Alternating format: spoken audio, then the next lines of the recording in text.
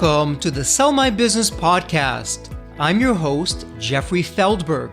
This podcast is brought to you by Deep Wealth and the 90-Day Deep Wealth Experience. Your liquidity event is the largest and most important financial transaction of your life. But unfortunately, up to 90% of liquidity events fail. Think about all that time, money, and effort wasted. Of the quote-unquote successful liquidity events, most business owners leave anywhere from 50% to over 100% of their deal value in the buyer's pocket and don't even know it. I should know. I said no to a 7-figure offer and yes to mastering the art and science of a liquidity event.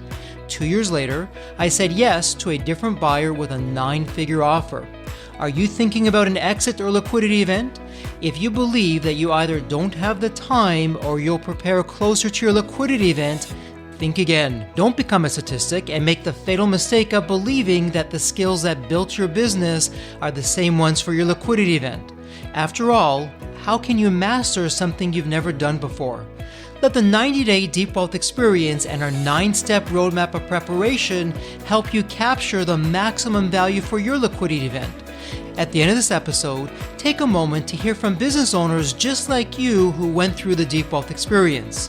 As a member at Frost Brown Todd Wilkowski focuses his practice on serving private, closely held, and family-owned businesses as their outside general counsel, consigliere, and trusted advisor on all legal, risk management, and strategic growth issues.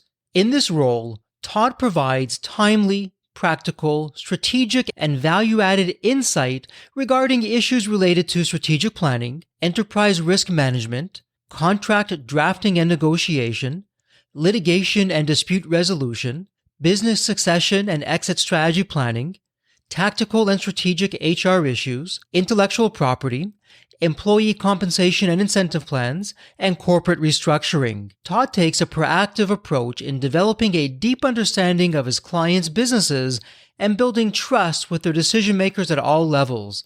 With this knowledge, he identifies and provides innovative get-to-yes and customized solutions to issues impeding his clients' continued development and success. He also advises his clients on potential strategies for seizing current market opportunities while concurrently and effectively leveraging the risk commensurate with these opportunities to foster their continued profitable growth. Besides a prior career as an Air Force officer and counter-drug and counter-terrorism intelligence officer, Todd also has provided counsel on a myriad of legal issues affecting the construction, manufacturing, and client services industries in both private practice and as a general counsel. Prior to joining Frost Brown Todd served for 7 years as the general counsel for Baker Concrete Construction, the nation's largest concrete construction specialty contractor, where he had daily oversight of the company's legal,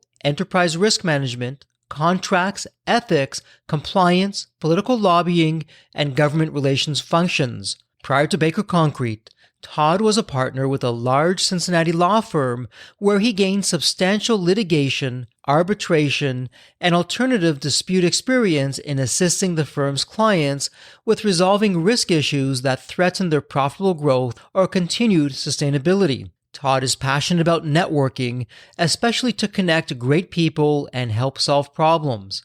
He resides in Loveland, Ohio, with his wife Heather and 3 children. His oldest son just completed his freshman year at OSU. Welcome to the Sell My Business podcast. I'm excited for you for this episode because you know what? When it comes to your liquidity event, there are deal makers and there are deal breakers. And I hate to say it, for your M&A lawyer, all too often it can be a deal breaker, but not with this gentleman that we're going to be speaking with, not with Todd, because Todd is a deal maker in every sense of the word, and he has a can-do attitude, servant leadership, and we're going to get into all those things.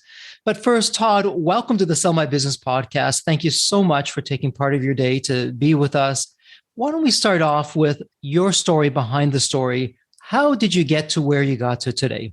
Jeffrey, it's great to be with you today. I am currently a partner at Frost Brown Todd, which has got about 13 offices across the country. but largely a Midwestern firm, Midwestern values, but yet we like to say East Coast and West Coast talent at Midwestern prices. And we don't lead on commodity, but we really lean heavily on relationship and building deep relationship with our clients. And so I joined 7 years ago after leaving a large concrete construction company, Baker Concrete, as their general counsel.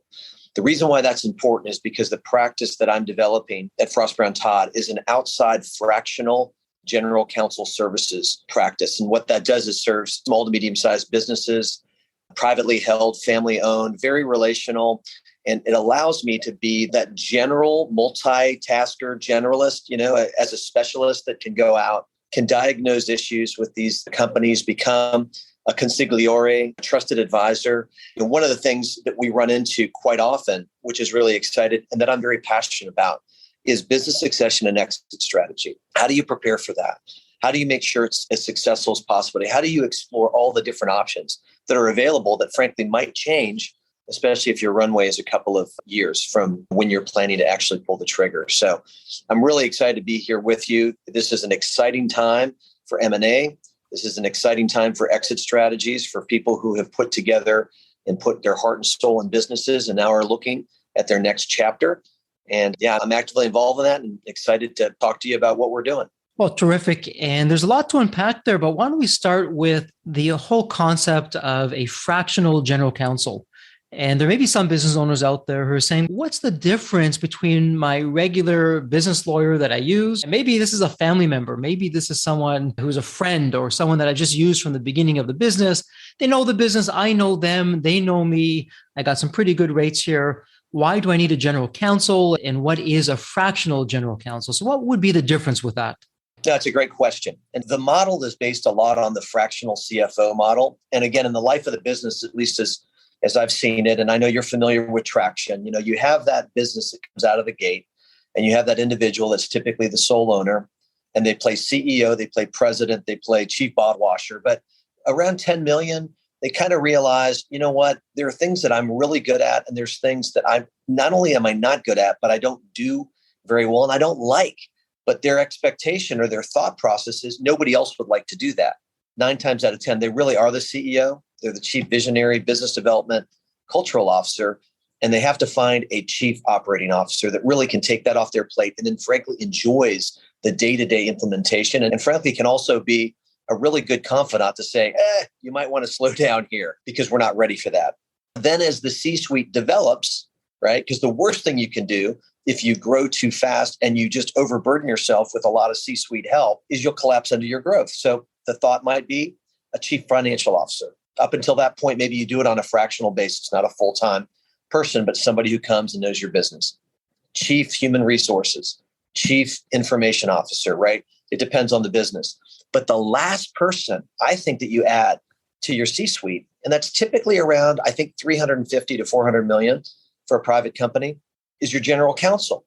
And why is that? Because the general counsel, typically, if they can't make that leap from private practice to in-house counsel and see their value not as the lawyer or where the deal sometimes goes to die or reducing and eliminating all risk, they're not successful because that's not what a general counsel does, right? They're a business partner really that knows your business and facilitates deals and growth, not impedes that. And so that's really what the difference is. And so what I do as a fractional is, fortunately, I'm connected to a firm of around 520 attorneys that are all specialists. And so what I'm able to do is go out and really learn the business, get to know the client, which I love to do, build their trust, look at it from a very comprehensive 5,000-foot view. So I'm integrated into the business. So when they call me, they don't have to re-educate me every time they call me. And then my goal is to carry that black bag as a general practitioner, help to diagnose the issue, but really on an offense, what are the opportunities that are here? And then really connect you with world-class advice from specialists, manage the process, make sure there's efficiency, and give you really great advice to help to grow your business. So that's what we do. I'm a connector. In many ways, I'm more of a consultant than I am like a traditional attorney, but it allows that connection point from a smaller to medium-sized firm, that a company that frankly wouldn't maybe be able to afford us if we did it the same way we've been doing it in the past, which is I'm going to learn on your dime. I'm going to become a specialist. No, I'm not going to do that. I'm going to get you to someone who does that on a regular basis, who has best practices and lessons learned and can incorporate knowledge that they are learning on that particular topic because they're so in the weeds with it to help your business grow. Wow, Todd. So as you're talking about that, first thought that's running through my mind is, am I speaking to a lawyer or is this a business development person or a rainmaker? And all these connections and thinking about the business and looking to take it to the next level. That sounds fantastic. I know most business owners, and I'd put myself in this camp as well, when we think of lawyers, that doesn't come to mind in terms of what you described. That's really unique and innovative. How did you come across this kind of strategy and approach? I was a litigator when I started out in my first firm, and I live in Cincinnati, Ohio. Cincinnati is a great town. It's a well-kept secret.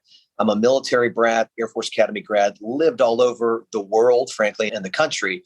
But Cincinnati has proven to be a place where I can have a sophisticated practice, but also really kind of that great Midwestern warmth and connectivity. And it's a great place to raise a family. And we have 4 children that we've been raising, which has been really fun. I did the litigation thing. And what I found out was I really liked to be in front of a jury. My personality is like that. I love to connect with people, but I didn't really like being a litigator. And frankly, the thing that I hated the worst about it, Jeffrey, was when we were done, no matter how good of a job we did, what the client would typically say is, I appreciate what you did, but I hope I never have to talk to you again. And I said, that's not what I want. I mean, I'm wired relationally. I'm an ENFP. I'm an Enneagram 7 wing 8. I love people and I have a lot of energy. And so when I got this opportunity to then go be the general counsel at this company, I just felt so alive. I'm a problem solver, front end of the spear, connecting, and so when I was largely really to stay in the city because my wife got a really good job here and the kids really are thriving here, I tried to initially go back to find an in-house position. Because the reality is once you're general counsel, you're either ruined or you're enlightened. I'm not quite sure what it is. You don't really want to go back to a law firm. And the reason I know I didn't want to go back is not because the first experience was not a great experience. It was great. I learned a lot, but I didn't want to be that far from the client. I didn't want to be in a reactive mode again. I didn't want to be where I'm just waiting for the phone to call because that wasn't my nature anyways, because I knew that's not where I could provide the most value. Because again, I think we're like a business guy that happened to go to law school versus kind of a traditional lawyer. And because Cincinnati is not a larger market, they don't have a lot of, again, I'm not really a publicly held kind of GC. I'm not really a compliance driven. I like to draw outside the lines. I like creative problem solving, which is great in a private setting. I did talk to a couple of the companies that were here that were larger because Baker was around. And when I left, it was about $1 billion company, pretty significant. So I wanted something that was, had multifaceted, multi-markets, a little bit more complex. And I knew that wasn't going to work out. So I started talking to folks in the market, trusted former clients and others, because I knew that I wasn't going to be happy doing it the way that I did it. I knew this was a time to maybe reinvent myself from being a litigator to being something else. Didn't know what that was going to be. But, when I talked to them, Jeffrey, what I kept hearing, there was about 140 people I probably met with and had lunch and happy hour with and kept exercising because that can be quite fattening. But it was very elucidating. And what I heard from them time and time again, I said, what is it that you're not getting right now that you need from your legal, from your lawyer? And they said, we need advice. And I said, I thought that's what we're supposed to do is give advice. And so just to unpack that, what I heard them say and what has become really the value-added proposition and what we lead with as an outside fractional GC is they want strategic, proactive, thinking ahead of them. They're knee-deep in the business every day. Get to yes. Find out where we want to go and help us get there. Don't be where the deal goes to die. That's not value to us. And be a risk leverager, not just a risk reducer or eliminator. Every business has got a risk appetite. Some are higher, some are lower. Sometimes in the history of that corporation, it can go up or it can go down. But everyone has it. And every business, if they're going to grow, is going to take on risk. So customize and tailor solutions that are going to work for my business based upon our risk appetite. And finally, from a trusted advisor that comes to get to know and invest time getting to know your business, getting to know you, getting to know your culture, so we can, again, customize and provide tailored solutions with the ultimate end of watching you grow. Because that's what it's all about at the end of the day. Watching a business grow, providing more opportunities for the people that are there, keeping their leaders because their leaders have somewhere to go and grow, especially in this time period where the war on talent has never, ever been fiercer and everyone is calling for your A talent.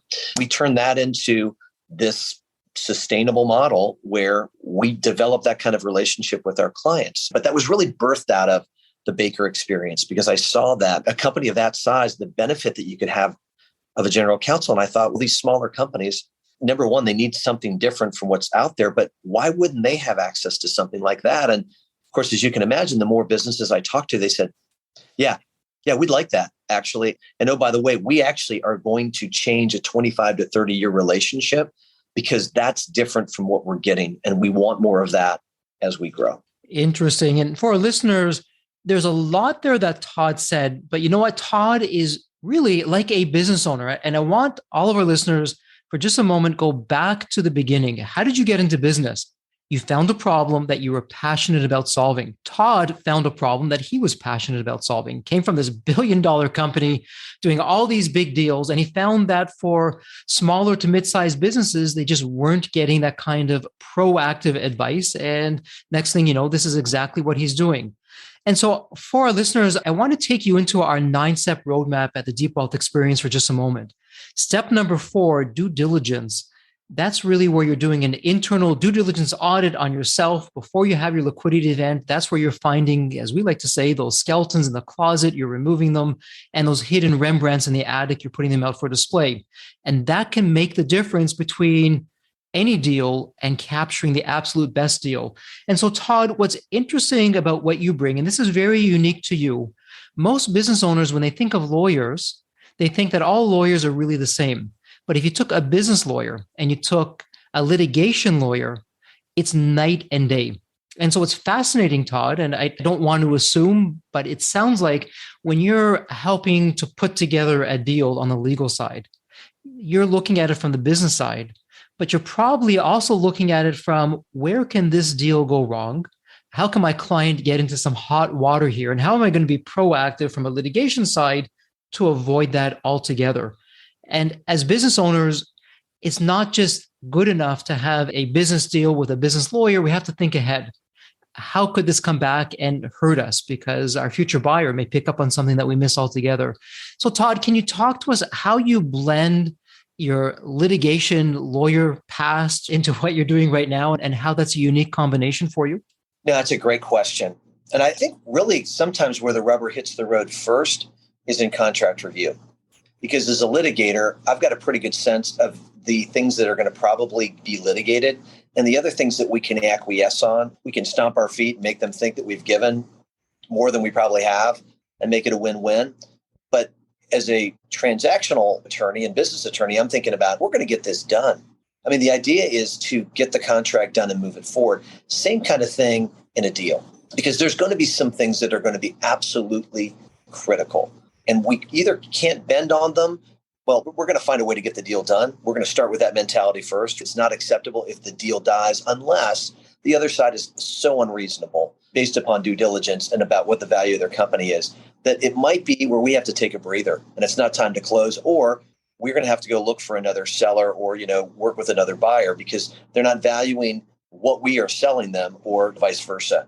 Or, we realize that, the issues are different. I mean, most business owners in my space that don't have a successor, either familial in their family or somebody on the outside, what do they want to do most importantly, Jeff? They want to protect their people. They want to make sure that when they sell this business, that their people have a home. They're good people that have worked for them for 20 or 25 or 30 years and that they can end and they don't end up on the street. We have those kind of discussions. And one of the things, you had a podcast a couple of months ago, so resonated with me because the first question that I ask is, what are you going to do on day one after closing? And if the business owner can't answer that, then I said, we're not ready to have a discussion. We're not. It's not fair to you because you've got to understand what that looks like. Then hopefully what we have is we have a runway.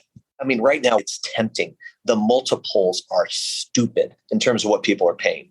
But ideally, like with you in your business, you want to have a couple of years because what we want to do is that pre-diagnosis to say, what do you want to sell this for? And what is it really worth right now? And when that buyer comes in, if we're from a seller side, what are the check marks during due diligence that they're going to be able to make, which is going to significantly reduce the value of business. But we got to know that now because we can work on that now. We can help to address that. It would seem rather intuitive, but people miss it is most businesses, their value is not in brick and mortar. Sometimes it's an IP, but it's almost always in the talent that they have. So then the next question is on day one, where does that talent go? Do they walk out the door?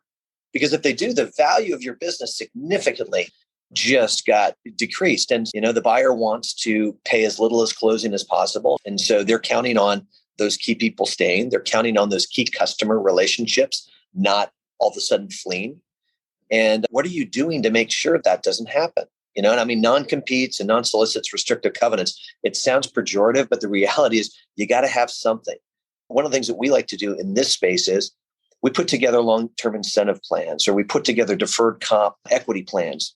Because what does that do? Number one, that sends that message to that key employee, you're important. And if we have an exit strategy or another triggering event, you're going to get paid. All the work that you did to help grow the business for me, you're going to be rewarded for that.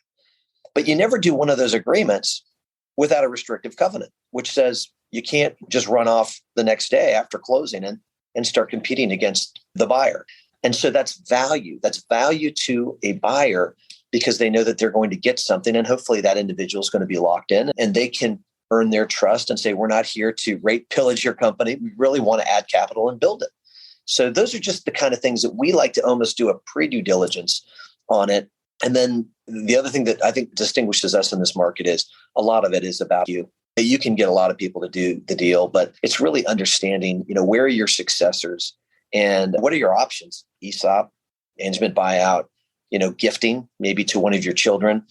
You might have children in the business and outside of the business. How do you handle that? It's fun, right? It's a fun, complicated puzzle and it looks different for everyone. But the more time you have to work with them, build their trust, the better result you're going to get. And I would also just add this. So much of this work, as you've probably seen, is done in silos. And sometimes that's driven by the seller, but I think it's typically driven by the trusted advisors. So you've got your accountant, private wealth advisor, your attorney. Are they talking? Are they coming at it and really creating a 360 comprehensive view? So they're seeing all of these different options and really being able to come together with a solution that benefits the owner. Instead of trying to be the smartest person in the room or just focusing, if maybe you're a lawyer, on just what's the liability or the, if you're the accountant, what's just the tax implications? No, it's so much bigger than that. So we try to form teams with outside advisors so we can come together, and sometimes we disagree, try not to do it in front of the client, go to a room. Hey, I'm seeing this, you're seeing this, we're struggling. How do we come up with something that makes sense? And we find that provides a much, much better advice. And certainly, as you said, increases the value ultimately of the sale. Well, Todd, you're certainly preaching to the choir here at Deep Wealth, as we're all about preparation and doing that internal audit before you go to market with your liquidity event. And, you're so right. And the analogy I'm going to give with the process that you're sharing, where you like to come in, you're saying up to 2 years before, dot the I's, cross the T's, see where the potential problems are, where someone might be exposed, to find those skeletons and remove them. The opposite of that, you decide to go on a trip and you just show up at the airport and you haven't booked your flights, you haven't booked the hotel, but you're showing up at the airport to go on the trip. Well, that's what most business owners do. I'm going to sell the business. They hire an investment banker. Now they're in market. Guess what? Congratulations. You now have a full-time job. It's called a liquidity event. And you and your team, you've just sacrificed your health, your money, and your finances, the pressure and the stress. You can't possibly do all of that while running the business. As opposed to doing the right thing, taking some time out, working with somebody like yourself. You'll walk them through step by step, all of those areas that are the common minefields that most business owners have, to correct those so that when you do show up, you're fully prepared, you're set to go, you keep your health, you keep your money, you keep your sanity, you keep your time, and it's a good news story.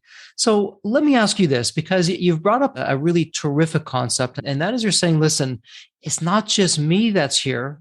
Within the law firm nationwide, I have access to our people, and even beyond our people, I may have access to different advisors.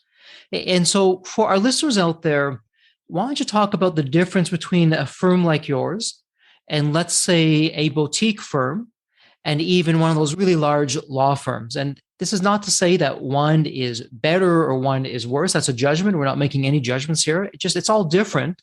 So how do you fit into that whole climate of boutique to where you are to the really large and what I would expect of working with you that perhaps I wouldn't be able to get elsewhere? Yeah, that's a great question. Another great question. I would say this. First of all, compensation drives behavior in every organization, including a law firm. And so where law firms, I think, have stumbled in the past is they've rewarded one thing over the other and to the detriment of another.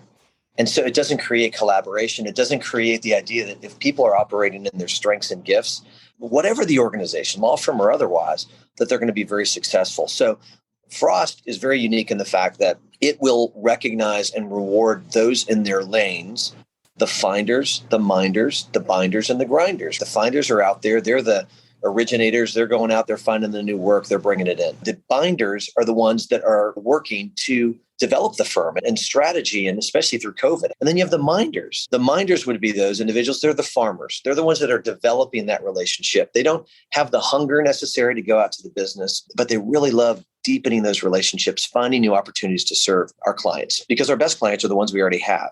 And then you have the grinders, and they just grind it out. And they're really good at what they do, but they don't want to go out. They don't want to do business development. They don't want to do any of that, but they have a very great value, because at the end of the day, the people that are finding have to sell something, like any organization. So you reward all of them in their lanes, especially for great performance. So the way this model then works is, for example, when we come at it with a kind of a holistic view with a business owner, and one of the things that we will do is, if we get that 2 or 3 years, which is great, we'll come alongside their wealth manager on the outside and say, what's the target goal? What do you need for retirement? What do you need to get out of this liquidity event at closing and maybe over the life of it? Because the idea is we want to meet that, but we want to take pressure off it. Like you said, it's a pressure-filled event. And we don't want it to be where all of your liquidity is going to come out of your business. Because if it does, your options are going to be limited in terms of what you can do and what you can accept. And so one of the ways we do that in talking to our estate planning folks is we start talking about what are the options that are out there for that business owner to start deferring, because they're used to, and they should draw a certain amount commensurate with what their role within the company is. But do they need all of that money? And the answer typically is no. They just haven't thought about it. They're making, X amount of dollars, but their kids are now all out of college. They've paid off their home. They've married off all their children. And so there's no reason, again, they shouldn't be paid what they're paid, but why not sock away an amount and take it on the other side of the ledger? So then when you get to the liquidity event, you already have money that's liquid outside of the business. So that's one of the things we love to work with our estate planners and them, because we think that's a unique approach, but we need to have some time, hopefully, to work with them to take that pressure off the event. So that'd be one example of how we do it. But you have to have a collaborative environment. And I will tell you, that's one of the differences. Most law firms really are not in that. We, by nature, are just type A, scarcity mentality, risk adverse, and we don't play in the sandbox really well. And you need to have that, as well as to go in humility. I'm not necessarily the smartest person in the room, but you know what I'm going to do? I'm going to get that person in the room with you to help you, give you that advice. And you said it very well. It's not always someone at Frost Brown Todd. I try to do a lot about connecting to other people out there that I trust that are specialists in their particular area, executive coaching, or, maybe I see the person they're working with right now, their accountant, they started with that person. There's some affinity there, but that accountant has one other person, and they're an $80 million company now. And they're leaving tax benefits and a lot of other stuff on the table. And you got to approach that very gingerly, because there's a relationship that's been forged over time. But you've got to be able to build that trust to go, in this particular deal we're about to do, we'd love to have their historical and their input, but they're over their skates.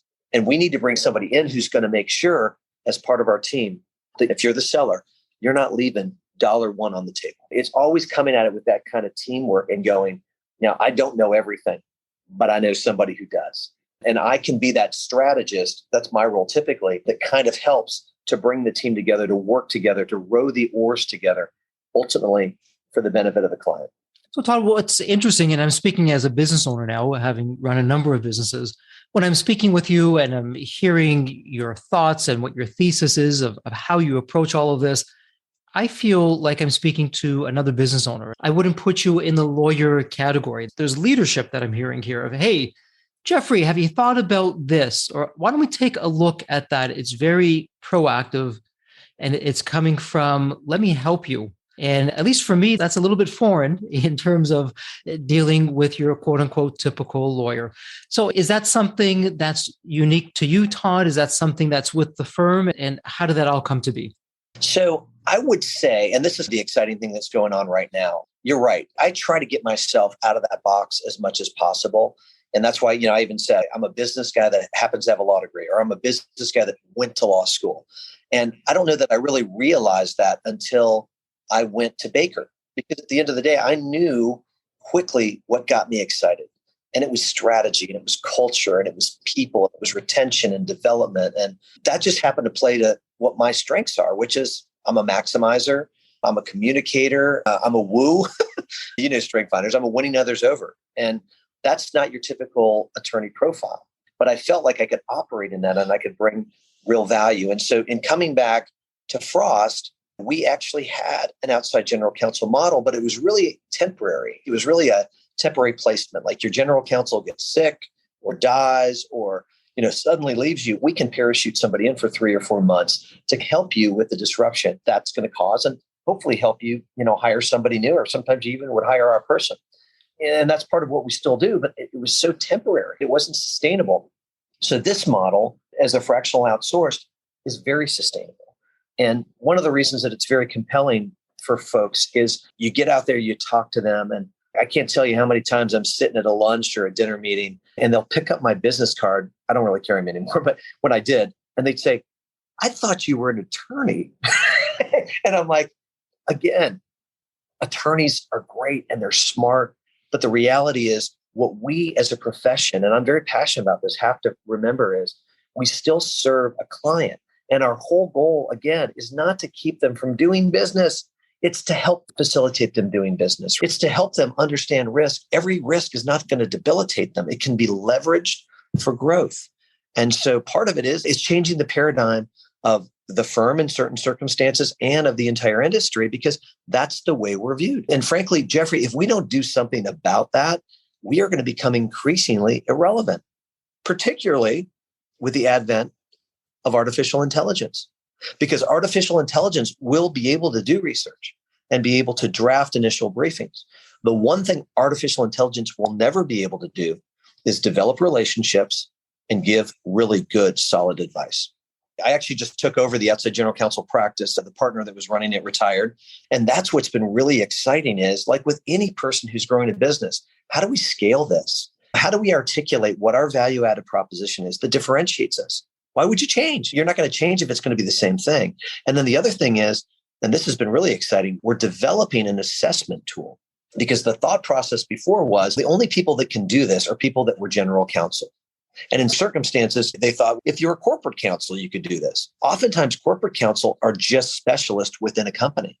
The general counsel really becomes that they don't practice law a lot. They look at the overarching picture.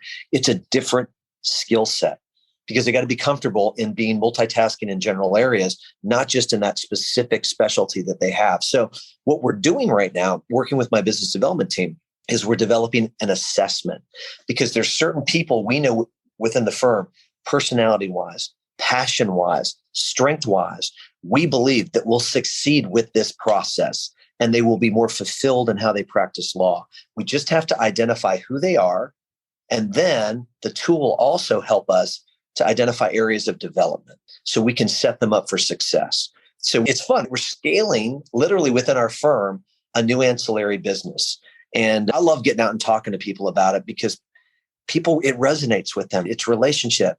And then the other thing is you shouldn't be telling too many people about this, because then everybody's going to do it. And I'm going, hey, here's the thing. Number one, not everybody is going to want to do this because their personality type isn't bent that way. The other thing is I'm an abundance mentality person. Jeffrey, I wish more people were doing it this way. And I want to start with my firm, but I hope other people do, because number one, it's going to absolutely energize certain lawyers' practices. And we got a lot of lawyers that are leaving the practice right now. Why? Because they're burnt out. Why are they burnt out? Because next to dentists, we have the highest rate of suicide, depression. And that's because we don't feel like what we do brings value. Because our clients typically say, here's the frickin' bill again. I can't believe I pay this. Or again, I hope I never have to see you again. Well, that doesn't engender some kind of great purpose in what I'm doing. We think, and I think, this is going to help a number of folks to, again, rejuvenate them in practicing in a whole new way that clearly there's a market for it. And there's clearly the clients want it. We need to let them know it's there, and then we have to execute. Well, Todd, that's really interesting. And what's nice about this is with yourself, once again, you have found a new problem that you're very passionate to solve. And really what you're doing is you're setting up your colleagues within the firm for success. They're going to be happy, recharged, passionate about what they're doing. Ultimately, it pays it forward because the clients are now going to be working with someone who loves what they do. And you're taking the human aspect of it, the AI aspect of it, you're blending it together. What a better way to do it? But let me circle back to something that you mentioned earlier. And so I want you to picture for a moment that it's a business owner who's been so busy on the business. Maybe they're working in the business as opposed to on the business, or a little bit of both. They know they're having a liquidity event. When you step in and start working with businesses and you begin your process of doing that internal audit, what would be some of the common areas where they're just missing the boat and they're making mistakes that they shouldn't be? Would there be a few that you can share with us that our listeners can take away and maybe look for themselves? Hey, am I making this mistake that Todd said I shouldn't be? And if I am, let me look into that and correct that. So here's the thing that I see on a regular basis and why, again, this model works so well. Because a company grows, right, their needs get more complex and different issues that they have to deal with. And so one of the places where, we hear a pain point and where our approach is very well received is, let's say a company's now 40, 50, 60 million. They woke up one day and all of a sudden, oh my gosh, here I am. And now they're working with 6 or 7 firms. They got a firm that does IP. They got a firm that does labor and employment, a firm that does contracts, a firm that does their estate planning, especially if it's a family business, and a lot of that's intertwined. And I don't have enough time in the day to manage all of the tasks that I have, much less manage this. And what I find is sometimes my legal advisors are contradicting each other because nobody really has a full sense of the overarching picture of the business. Sometimes I need a translator, because it's legalese and I don't even know what that means. Or I need someone to push back on that particular attorney to go, that's not get to yes advice. That's no advice. And that doesn't work for me. I need to figure out how to solve this problem, move forward, not, again, watch it die because I'm going to do it. And so what we do with this then is you've got a focal point, you've got a quarterback, you've got somebody who, like me, and we're training others that play in this role. And then they're students of the firm. So they know the different people that are out there. And so when we get in early, that's one less thing that's off their plate. And why is that important? Going back to because then they can start getting into that white space. It's one less thing that they've got to tactically deal with every day, because that's my advice to them is, and this was very evident during COVID, you had some people that just went into a bunker mentality as woe is me. And of course, their people fed off that and they couldn't figure out why all their people were leaving. And it's because you're freaking Eeyore and because you're supposed to have the most information and you look at like a ghost and you have no vision. And if you have a vision, you're not even communicating it. You get some pushback and they go, I don't know what the future is. And no, nobody does.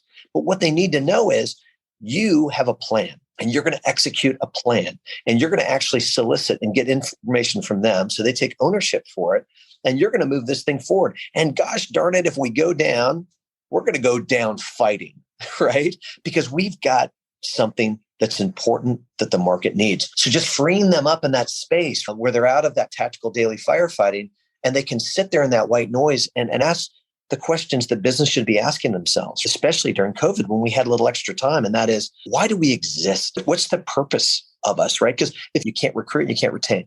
Then the second thing is, what do we do better than anybody else? What are the things that we're doing that we really shouldn't be doing because we're not that good at it and they're not profitable. And they're actually keeping us from doing the things that we're really uniquely good at. And those are the things that only the CEO can be doing and the executive team. Because again, somebody has to be doing that. And if not, you see the ramification of it. You got 60 to 65% of people in the Great Resignation that are leaving.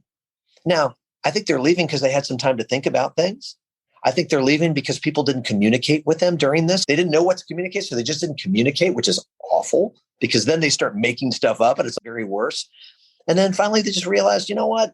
what is this company doing? I guess they're just making money and we're not making money now. So we don't know what our why is. I'm going to go find what my why is. And if I can express it in somewhere else, that's why we think this thing is really good, because we are freeing them up to do the things only they can do. And they need to do them, because if they don't, their business, as you know, is at risk. They'll never make it to an exit. They're going to fail long before that. Todd, you are so spot on. And in fact, what you're talking about, we in the Deep Wealth Experience in our 9-step roadmap, that's step number 2. We call it X factors that insanely increase your enterprise value. Those are the areas that you are world-class in. You just knock it out of the park. And that's your specialty. But you're so right. When you're bogged down in all the other areas that you don't have time to focus on those, it can be game over. And as you said, forget a liquidity event, you may not even be in business.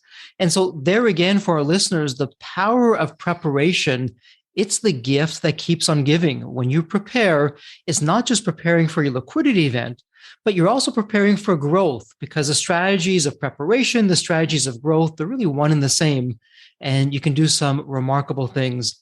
So Todd, as we begin to wrap up this episode, and there's so many more areas I would love to dive into, but we're getting to some time constraints here. Let me ask you this. I want you to think of the movie Back to the Future. And in the movie, you have that DeLorean car. It can go to any point in time. It's tomorrow morning, you wake up, you look out the window, and there it is, the DeLorean car. The door is open. It's waiting for you to hop on in. And Todd, you can go back to any point in your life. Todd, as a young child, as a teenager, as an adult, whatever it may be, what would you be telling your younger self in terms of, hey, Todd, do this or don't do that, or lessons learned? My kids would tell you that there's a couple things that I tell them on a regular basis. Number one is never quit. Don't be taken out of the game. The second thing is, getting to your point, no regrets. It's wasted energy. But there is value in introspection. And so the thing that I am encouraging my kids to do right now, and I've got almost 20 down to 13, get to know yourself. Get to know yourself. There's great tools out there. I mentioned a couple of them: the Strength Finders, the Enneagram, the EQ, the emotional quotient, the Myers-Briggs. I mean, there's a lot of different tools out there. Figure out how you are uniquely and wonderfully made and operate in your strengths, because it's going to give you energy. Now, that's not to say that sometimes you got to bide your time. I did it. I was an associate at a large firm, spent a lot of time researching and going through documentation, which about sucked the life out of me. Sometimes you've got to do that because you've got to earn your trade. But as quickly as possible, figure out what that is, because otherwise you get morphed into something half the time that does suck the life out of you. And, I've got 3 boys and a young lady, and, men, let's be honest, our identity is often tied up in what we do. One of the things that they hear me quote quite a bit is from Walden Pond and Henry David Thoreau. And, as he was out there and he was reflecting, and he spent, 2 years in solitude, one of the things that he said that I thought was so powerful is he said, the shame about the world today is that men are living lives of quiet desperation, and they go to the grave with the song in their heart. I do not want that for our children. And the reality is, in my value system, we only got one life, Jeffrey. So I want to suck the marrow out of it. That's another Thoreau thing. And the only way that I can do that is not to try to become somebody else, but to become the best version of myself that I was uniquely and wonderfully created, and figure out what that's going to look like. Now, I've been a military officer. I was at a firm. I was a general counsel. I'm now with this. I think the fun thing about that is you can hold very loosely to what your vineyard is if you know that you know what your strengths and you know what your passions are, because you just got to find a way to be able to express those. And hopefully that's within where you are. And again, that's incumbent sometimes on the employer to make sure that you're in the right seat on the right bus versus trying to have you do something else. And, then you're gone. So that's really what I'm trying to teach them is, man, don't be somebody else, be the best version of who you were created to be. And what a fulfilling life you're going to have. And when you hit adversity, and they will, and when you hit joy, you're still going to have purpose. You're going to know your why. And by the way, that why, that's a lifetime adventure in discovering what that looks like. But the earlier you can figure that out, the better you're going to be and the more impact you're going to have. Wow, Todd, that is such wise advice. Be yourself. There's only one of you. Play to your strengths. Do activities that have you feel good and fulfilled, and everything else will work out. And all the other stuff really is white noise along the way. It's not important. I love that. And thank you so much for sharing that. Todd, if our listeners would like to get in touch with you online, where would be the best place to find you? I'm on LinkedIn, and I love to keep my LinkedIn profile up and communicate with folks there. And then my email is T as in Todd Wilkowski at fbtlaw.com. And Jeffrey, if you're willing, I'd love to continue the conversation on another podcast because I just love what you're doing. I love your innovation. And the thing that I really appreciate about you is you could be off on some yacht somewhere, just enjoying, the incredible successful exit that you had, but you were passionate about helping others. And to me, there's really no retirement at the end of the day. We are supposed to give and use the knowledge that we've given and the experience. I will say that unsolicited advice breeds contempt, but I guess you get solicited advice a lot. And I don't see myself ever retiring. That's not because my job defines me, but because I just want to continue to give what I've learned. And oftentimes it's been through some pretty tough times and through adversity to make people better. And that's what you're doing. And I appreciate you're doing that because at the end of the day, you're changing some trajectory for folks. They have worked so hard to build these businesses. They deserve top dollar, and so does their family. But it takes planning.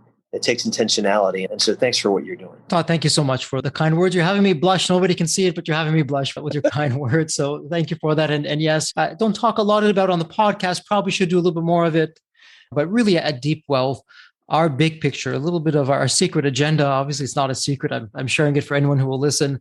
When a business owner goes through the Deep Wealth experience, they have the liquidity event, and they've now had that opportunity. They look back and they realize, you know what? I've accumulated more wealth and capital because of the 9-step roadmap, because of Deep Wealth. I've taken care of myself, my family, my friends. Financially, we're set. I can't spend all this money that we have. At Deep Wealth, we can't force somebody to do this, but we encourage them to find a cause or a charity or set up a foundation to make a difference. And it's really social capitalism working at its very best, that the two are working hand in hand with each other.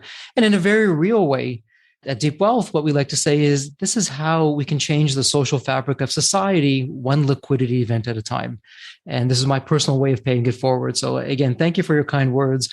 For our listeners, in the show notes, we'll make it so easy for you. You can just point and click to get in touch with Todd. So Todd, as we wrap up this episode, and by the way, I'm going to take you up on your offer to come back on another episode. We'll do a deep dive. We'll find one of many interesting topics that we can talk all about. In the interim, thank you so much for taking part of your day to be with us here on the Sell My Business podcast. And as always, asking and wishing that you stay healthy and safe. Thank you so much. Thank you. The Deep Wealth experience was definitely a game changer for me. This course is one of the best investments you will ever make because you will get an ROI of 100 times that. Anybody who doesn't go through it will lose millions. If you don't have time for this program, you'll never have time for a successful liquidity. I mean, it was the best value of any business course I've ever taken. The money was very well spent. Compared to when we first began, today I feel better prepared, but in some respects, maybe less prepared, not because of the course, but because the course brought to light so many things that I thought we were on top of that we need to fix. I 100% believe there's never a great time for a business owner to allocate extra hours into his or her week or day. So it's an investment that will yield results today. I thought I will reap the benefit of this program in 3 to 5 years down the road. But as soon as I stepped forward into the program, my mind changed immediately. There was so much value in the experience that the time I invested paid back so much for the energy that was expended. The Deep Wealth experience compared to other programs is the top. What we learned is very practical. Sometimes you learn stuff that is great to learn, but you never use it. The stuff we learned from Deep Wealth experience, I believe is going to benefit us both. I've done an executive MBA. I've worked for billion-dollar companies before. I've worked for smaller companies before I started my business. I've been running my business successfully now for getting close to a decade. We're on a growth trajectory. Reflecting back on the Deep Wealth, I knew less than 10% what I know now.